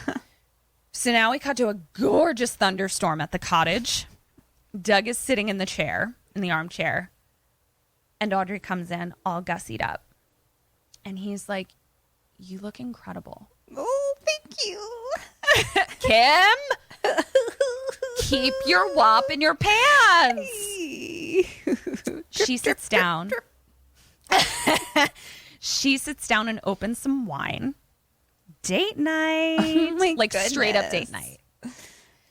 And they toast, but like he toasts to nothing. Yeah, you know? yeah. And he's like, to your masterpiece, to your new masterpiece.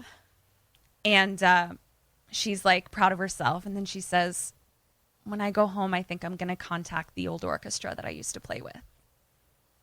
And he says, isn't home here? Oh, no. And she says, well, I need to get on with my life. And he's like, your life. And she's like, my friends and family. And he's like, you said they didn't get you. And she's like, well, you've helped me get on. Like, you've helped me move on. So he starts to get really upset and he says, you get to move on while I'm still trapped here. And she gets up to leave and he's able to touch her. So like he gets in front of her and stops her physically. Whoa. And kisses her. Oh, whoa. Oh, God. Yeah. Kim, are you confused? Are you confused? I've got Are you confused? Too many feelings. I know. So many feelings. So she kisses him back. And then she's like, we can't. We don't live in the same world. Then he says, there is a way. Oh, no. Douglas, no. So Kim, No. what are you going to do and what is she going to do? I gotta leave. Okay. You're going to pack up your wop and go? Okay. I don't want to kill myself. Okay. So you're packing up your wop and leaving. Yeah. What is she going to do? What is she going to do? I don't think she wants to either. So she's going to say no. That's 2 points. Hey. She says, no, and how can you even suggest that? And he's like, we'll be happy together. And he's like, let go of this life and we can be together. And then she looks him in the face and says, if I was going to follow someone into death, I would have followed my husband. And he goes, you tried, bitch. Oof. Yeah. And she's like, ouch. I mean, he's not wrong. Yeah. And then she's like, yes, but I'm past that now.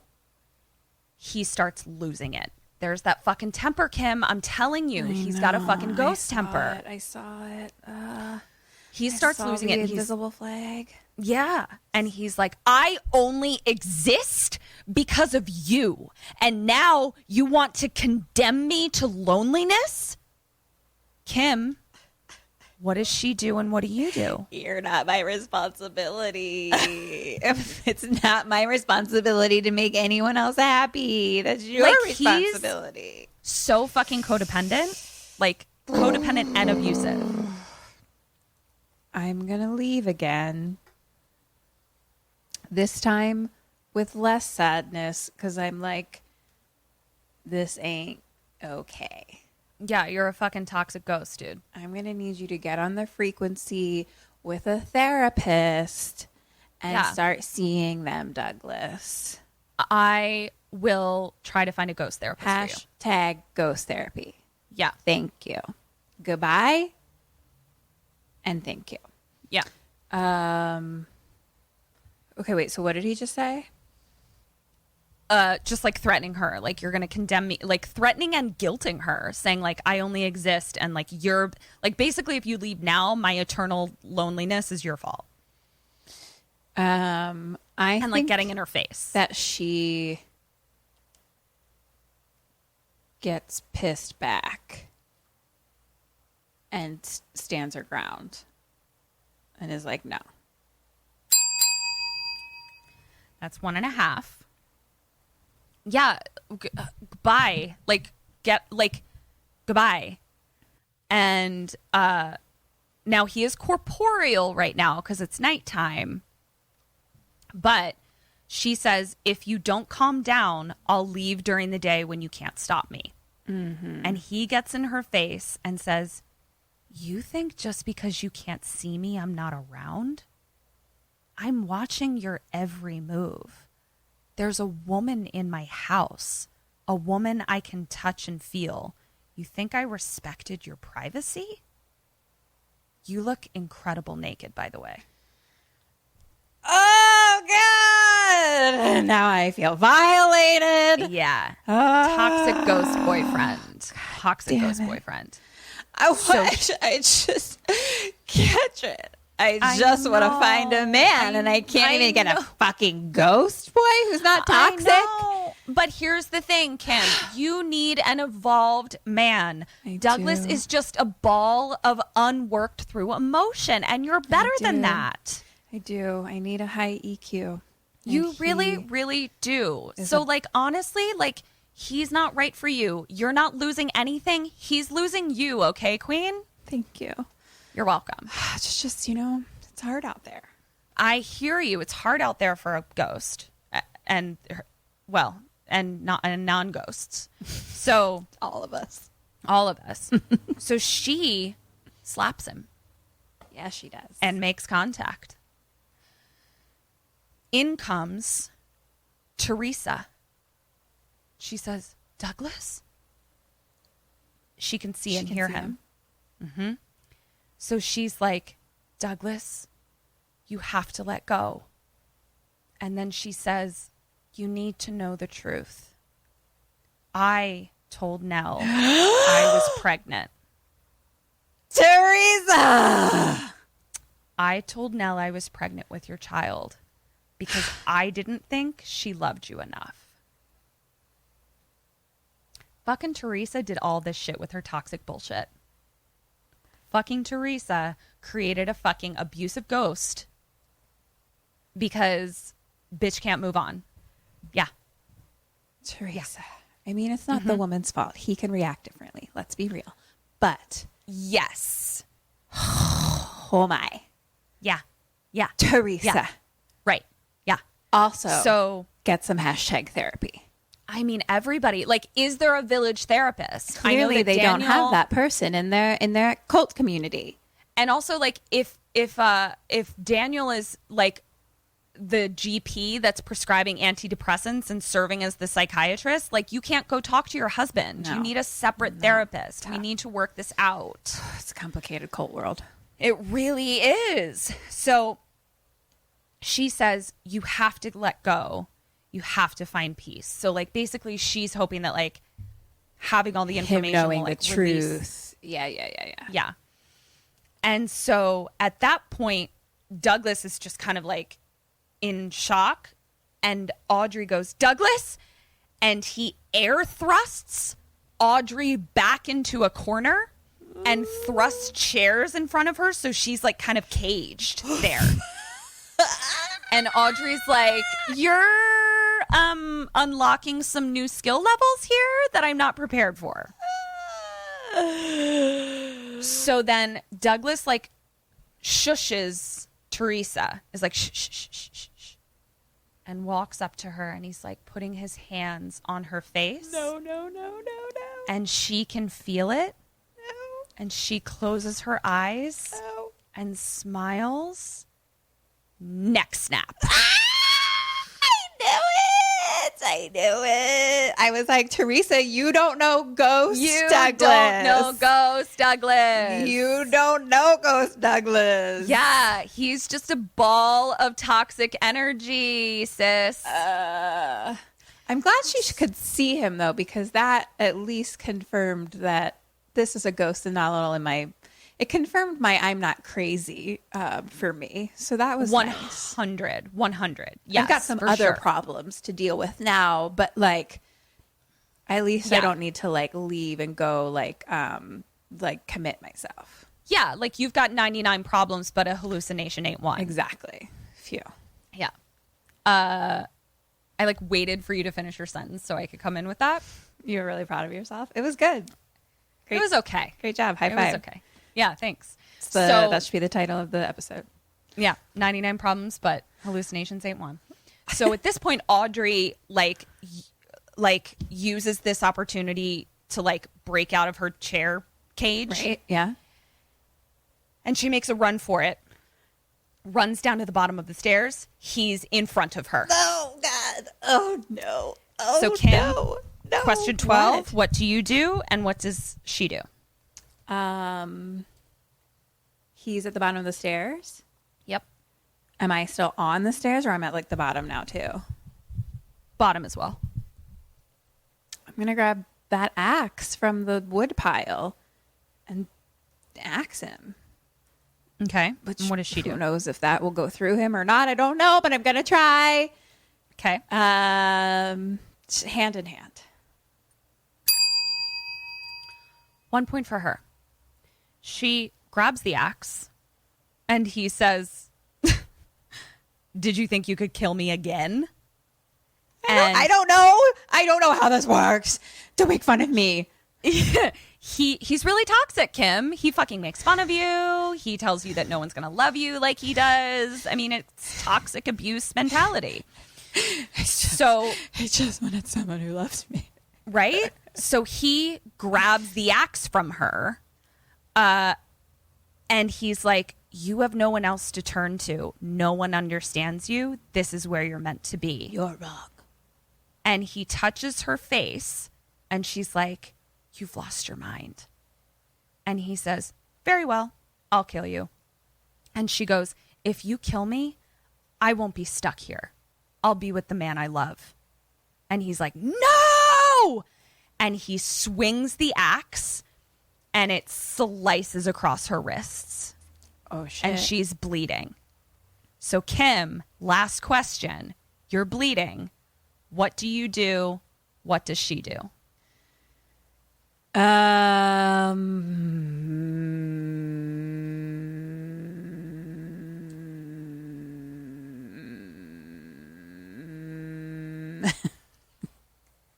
Sorry. Did you fall asleep? I was really thinking hard. I was like going through some detailed strategies. Yeah. In there. Okay.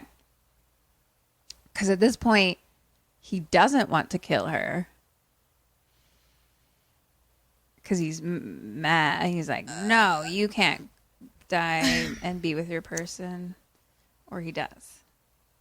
I think you're giving him a lot of like credit for clear thought. Right. Okay. So he's just raging. Okay. Well, then that takes out something that I was going to do. So, and like, frankly, like he doesn't, nobody actually knows like if, like how this all works. You know what I mean? Right.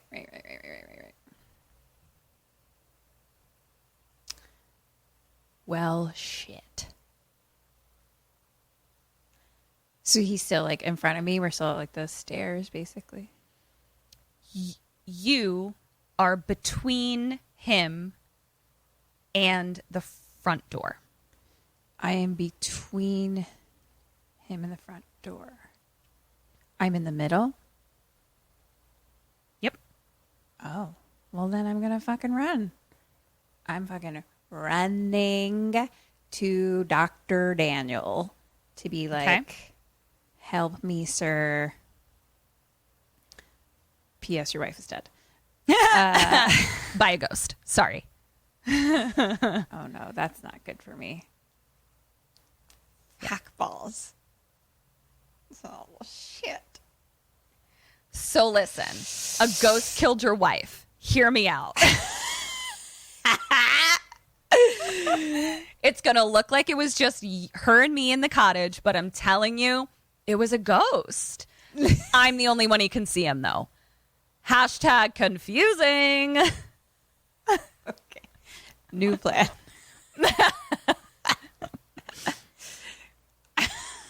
I'm going to run out the door still. Okay. I'm going to... Do I have a car? How'd I get here? All right, I'm getting in the car and I'm fucking leaving forever. And I'll take my shirt off and try and wrap my wristies. Love that for you. To stop the bleeding. Goodbye forever. Mm-hmm. I'll figure out the next step of my plan after as time moves on. Yeah. She, I think, also runs out the door.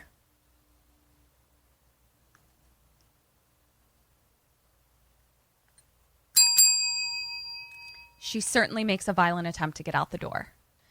She's not quite able to run because she's actively sliced open, but she does manage to crawl towards the door and like cross the threshold, you know? So it's like kind of like a touchdown in that you only have to be a little bit past the threshold in order for it to count as a touchdown. Okay. So as she does that, the axe falls out of Douglas's hand.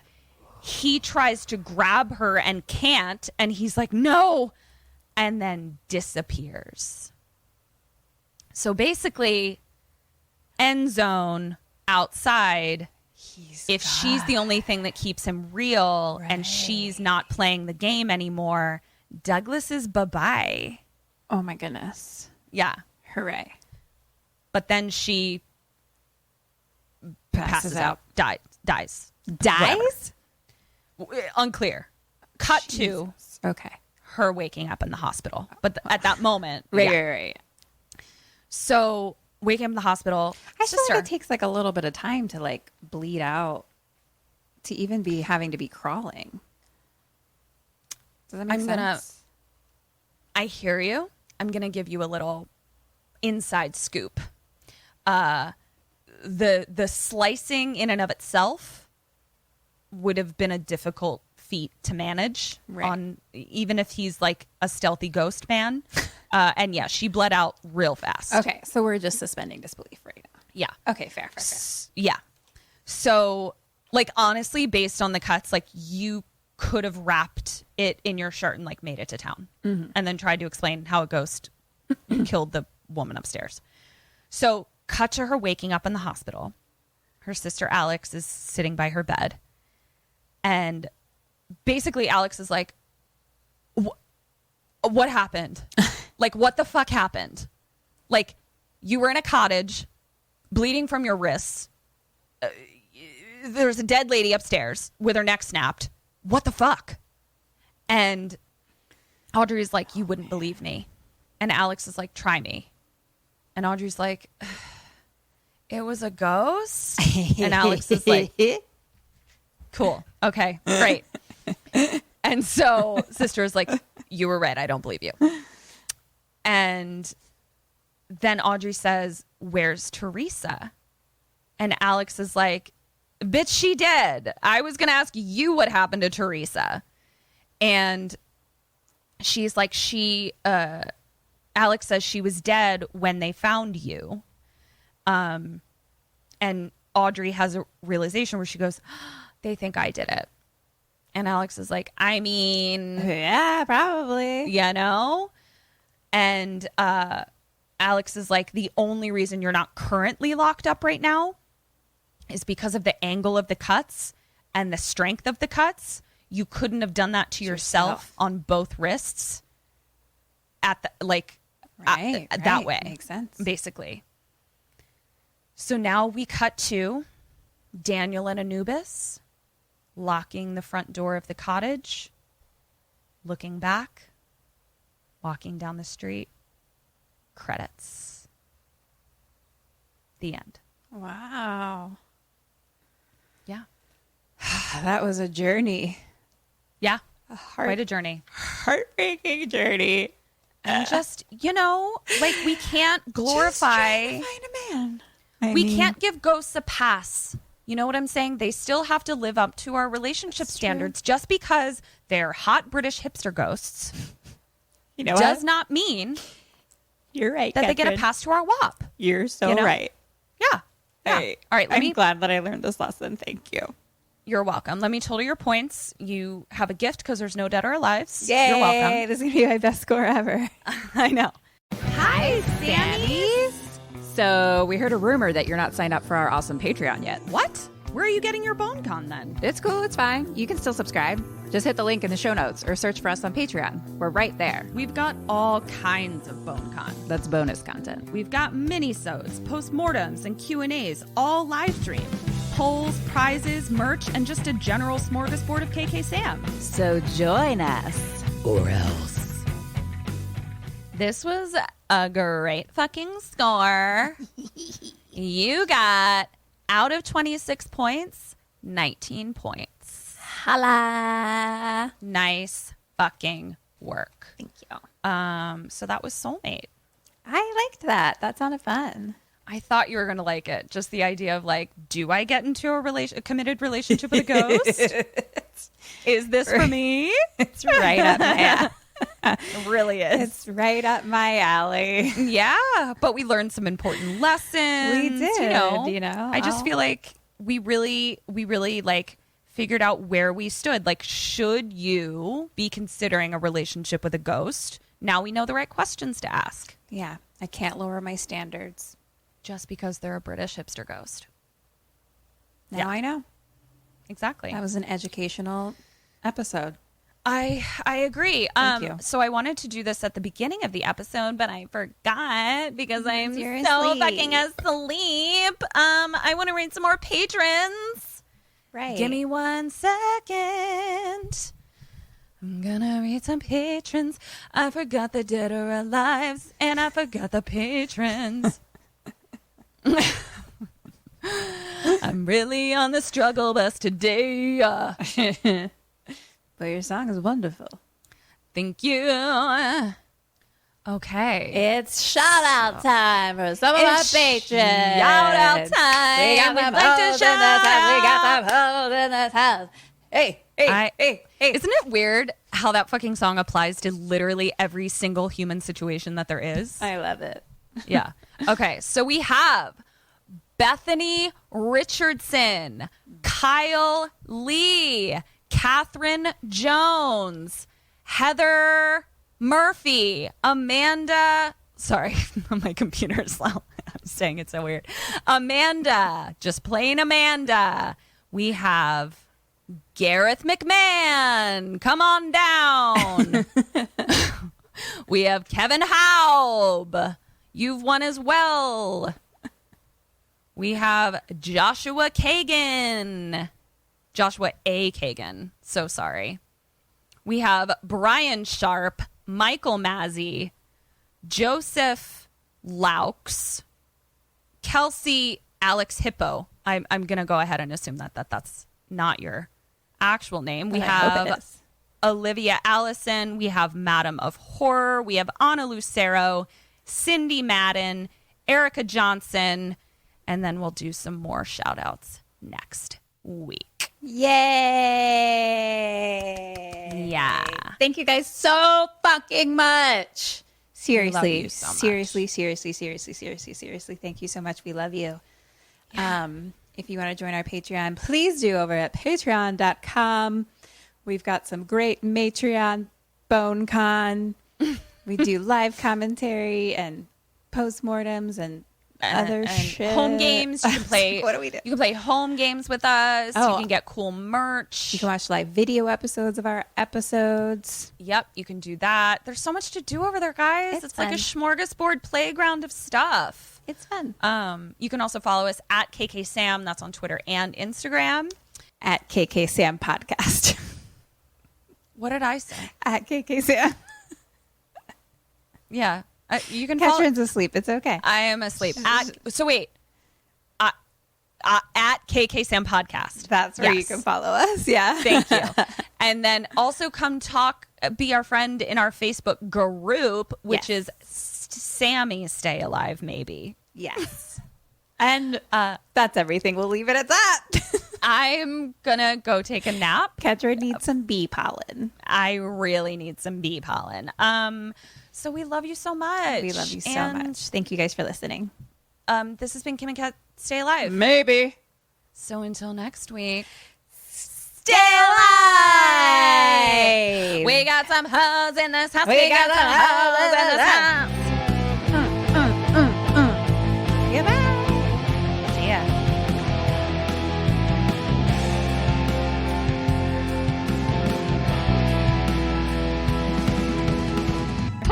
ghosted me. I'm done.